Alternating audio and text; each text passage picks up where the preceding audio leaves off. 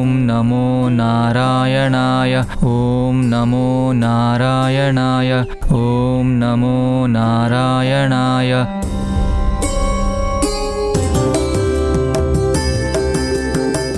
బాలు,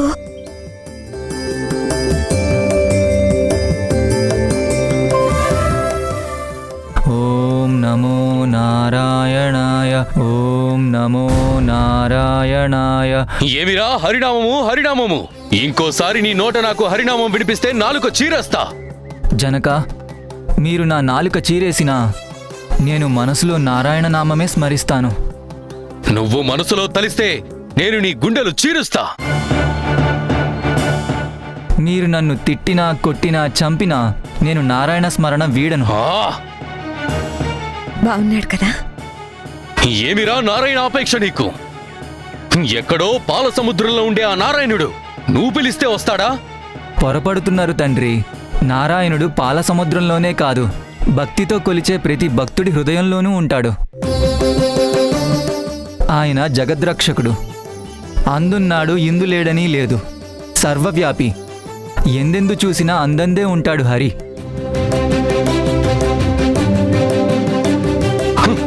ఆహా, ఎందెందు వెతికి చూసినా అందెందే ఉంటాడా? ఉంటాడు తండ్రి. ఎదురుగా ఉన్న ప్రేక్షకుల్లో ఎవరిలో ఉన్నాడు? ఎవరు అని లేదు, అందరిలోనూ నారాయణుడుంటాడు. ఆహా, అయితే ఈ బల్బులో ఉంటాడా? ఉంటాడు. ఈ స్తంభంలో ఉంటాడా? ఉంటాడు. ఆ స్తంభంలో ఉంటాడా? ఉంటాడు జనక. హే బాలక, ఈ స్తంభంలో ఉంటాడా? ఉంటాడు జనక. ఎలా ఉంటాడో ఎలా వస్తాడో నేను చూస్తాను.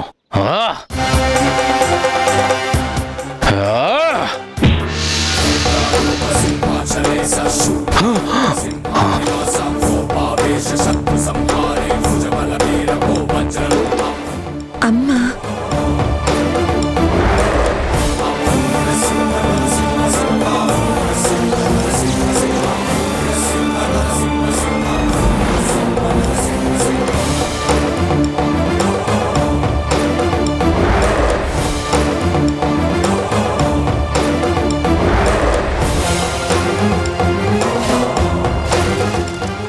చూడు, ఇప్పుడు చూడు, ఆ ముసల్దాని నడుములు విరిగేలా పడేస్తాడు మా వాడు.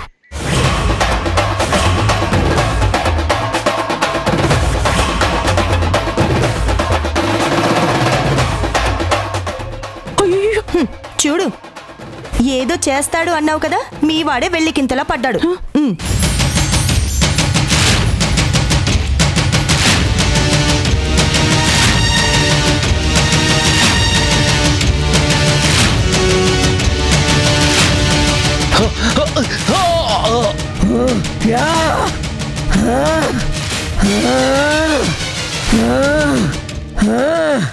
స్వామి, శాంతించు స్వామి.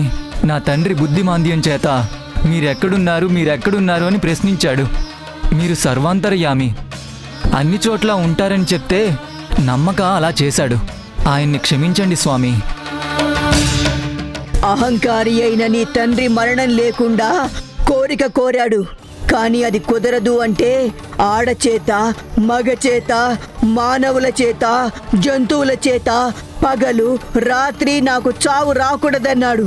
అందుకే అటు పూర్తిగా మానవ శరీరం కాకుండా, ఇటు జంతు రూపం కాకుండా, పగలు రాత్రి కాని సంధి సమయంలో నరసింహావతారం ఎత్తి వచ్చి నీ తండ్రి పాప విమోచనం చేశాను. శాంతించు స్వామి, శాంతించు స్వామి.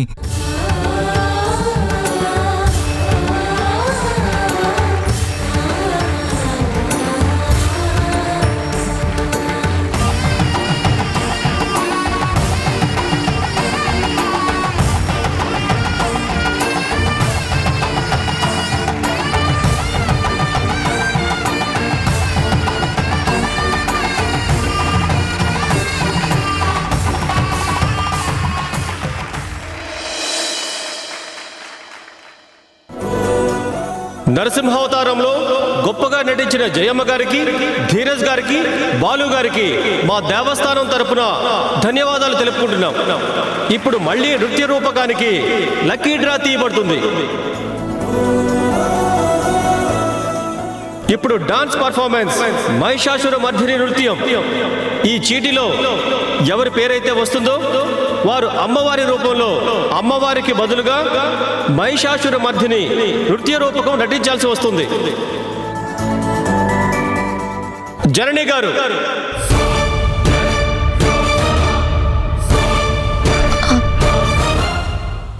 అదేంటి నా పేరు రాయించారు? మేమే ఇచ్చామమ్మా. కానీ లక్కీగా దుర్గమ్మలా ఉండే నీకే మహిషాసుర మర్దిని అనే నృత్య రూపకం ఆడే అదృష్టం వచ్చింది. అమ్మా, నువ్వు దుర్గమ్మగా భలే కరెక్ట్గా సెట్ అయిపోతావు తెలుసా. వెళ్ళమ్మా, వెళ్ళి తొందరగా గెటప్ వేసుకో. దసరా పండుగ రోజు దుర్గమ్మ వేషం వేసే అదృష్టం దక్కింది. వేసుకోమ్మా. అయ్యో, నేనెలా చేయనురా? జనని వెళ్ళు, వెళ్ళు. అమ్మా, వేసుకోమ్మా.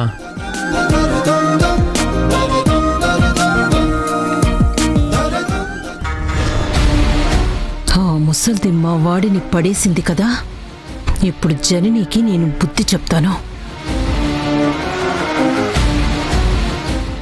సౌమ్య, నేనిప్పుడే వస్తాను.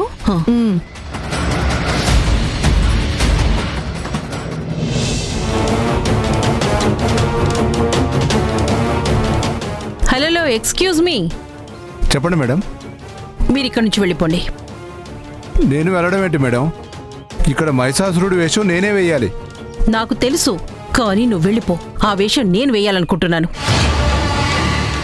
అదేంటి మేడం, ఎవరైనా దేవత వేషం వేయాలనుకుంటారు, మీరు రాక్షసుడి వేషం వేయాలనుకుంటున్నారేంటి? నేను ఒరిజినల్ గానే రాక్షసిని, వేషం వేయాల్సిన అవసరం లేదు. నువ్వు ముందు వెళ్తావా లేదా? సరే మేడం, మీ ఇష్టం. మీకు అంత కోరికుంటే వేసుకోండి. మీరు నాకు డబ్బులు ఇచ్చారు, ఈ వేషం ఇంకెవరేస్తే ఏంటి, ఎవరు గుర్తుపడతారులేండి. కానివ్వండి మేడం.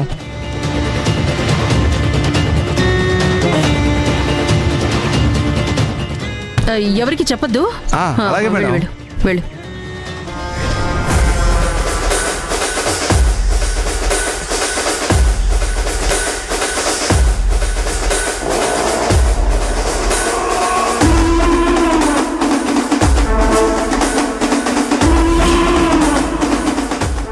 జనని, కోటికి కోళ్లు చాపిన పెద్దావిడ నా కొడుకుని పడేసి పెద్ద నరసింహస్వామిలా పూజిస్తుందా? నీ ప్రాణాలు తీయటానికి చాలా ఎత్తులు వేశాను, కానీ ఇంత ఈజీగా నిన్ను చంపే అవకాశం దక్కుతుందని అనుకోలేదు. పురాణాల్లో ఎక్కడైనా శక్తి దుర్మార్గాన్ని జయిస్తుంది, కానీ ఇప్పుడు ఈ శక్తి అమ్మవారిని జయించబోతోంది. నా చేతిలో నీ పీక తెగక తప్పదు.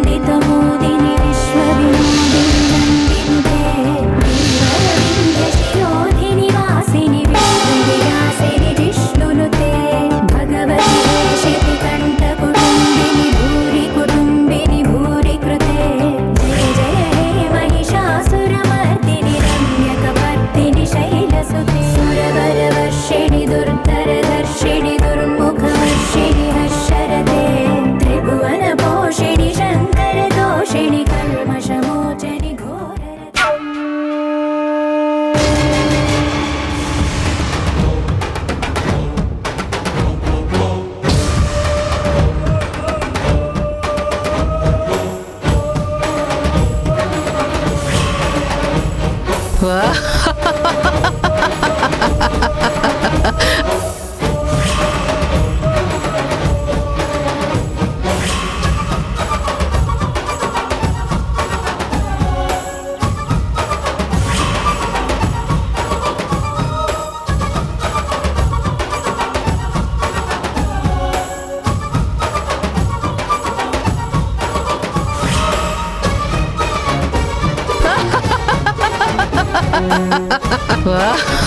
ha!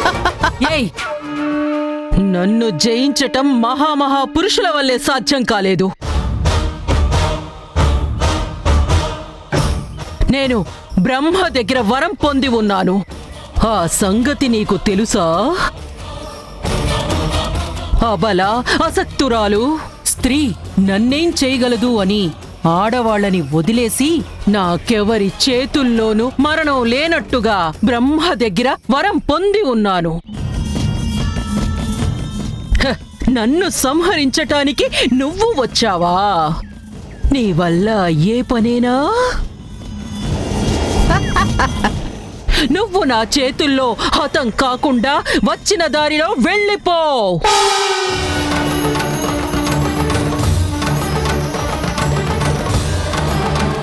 పాపాత్ములకి అహంకారం తలకెక్కినప్పుడు భగవంతుడు అవతారాలు ఎత్తాల్సొస్తుంది. ధర్మ సంస్థాపనార్థం సంభవామి యుగే యుగే. పాపం పెచ్చుమీరినప్పుడు, పాపాత్ముల విచ్చలవిడితనం హెచ్చిమీరిపోయినప్పుడు భగవంతుడు దుర్మార్గుల్ని అంతం చెయ్యడానికి అవతరిస్తాడు. వరం పొంది నన్ను ఎవరూ చంపలేరని విర్రవీగుతున్నావు కాబట్టే త్రిమూర్తులు నీ సంహారానికి నన్ను ఎంపిక చేశారు. నీ చావు మూడే నీకు నిర్లక్ష్యం ఎక్కువైంది. అందుకే నేను దుర్గావతారంలో నీ సంహారానికి రావాల్సొచ్చింది. నువ్వు ఏ రూపంలో వచ్చినా, ఎవ్వరిని వేడుకొని నువ్వెంత బలం తెచ్చుకున్నా నువ్వు అబలవే. నన్ను నెగ్గడం నీ వల్ల కాని పని. నీకు నాకు మధ్య మాటలేంటి? నీ శక్తియుక్తులు నువ్వు ప్రదర్శించు, నా శక్తి సామర్థ్యాలు నేను చూపిస్తాను. నీ బలం గెలుస్తుందో నా బలం గెలుస్తుందో ఇప్పుడే తేల్చుకుందాం.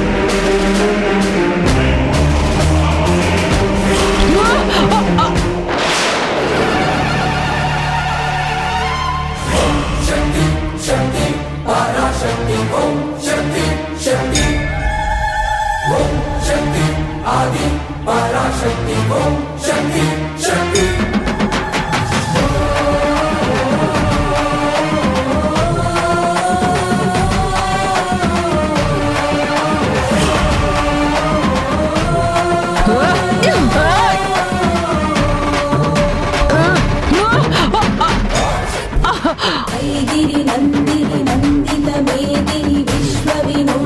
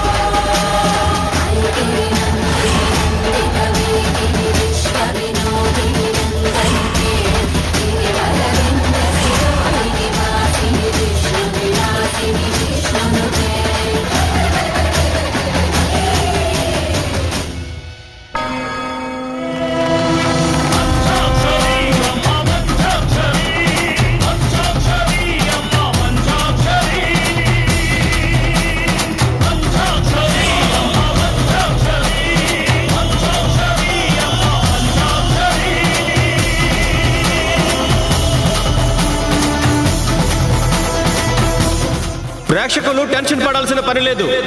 అమ్మవారు మహిషాసురుణ్ణి నిజంగా చంపలేదు. ఇది డ్రామా మాత్రమే. కానీ నిజంగానే ఓ దుర్గామాత మహిషాసురుల పోరాటం జరిగినంతగా రోమాలు నిక్కపొడిచేంత గొప్ప ప్రదర్శన ఇచ్చిన కళాకారులకు ధన్యవాదాలు. దుర్గమ్మగా నటించిన జనని గారు, మీ నటన అద్భుతం. అందరూ ఊపిరి బిగబట్టి మరీ చూశారు. ఇంత గొప్ప ప్రదర్శన అందించిన మీకు మా దేవాలయ కమిటీ తరపున హృదయపూర్వక ధన్యవాదాలు తెలియజేసుకుంటున్నాం.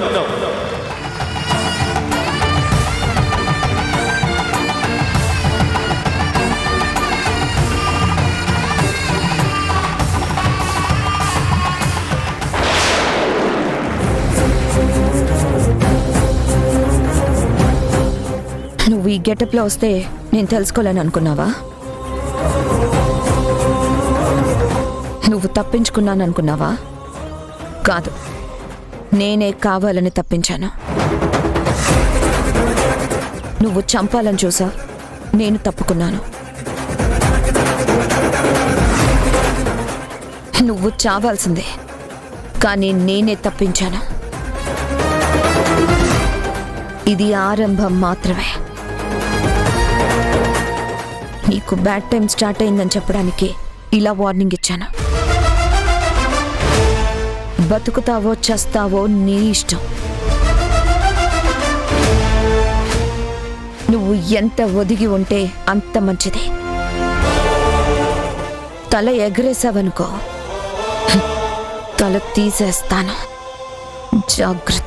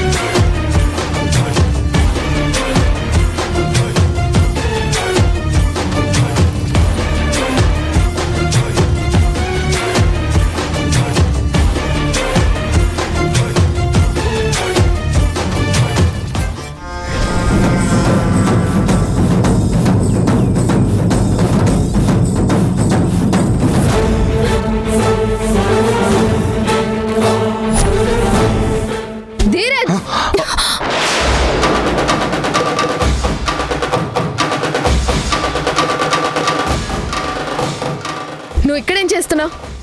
ఇది లేడీస్ డ్రెస్ చేంజ్ చేసుకునే రూమ్ అని నీకు తెలీదా? ఆ మాత్రం కామన్ సెన్స్ లేదా నీకు?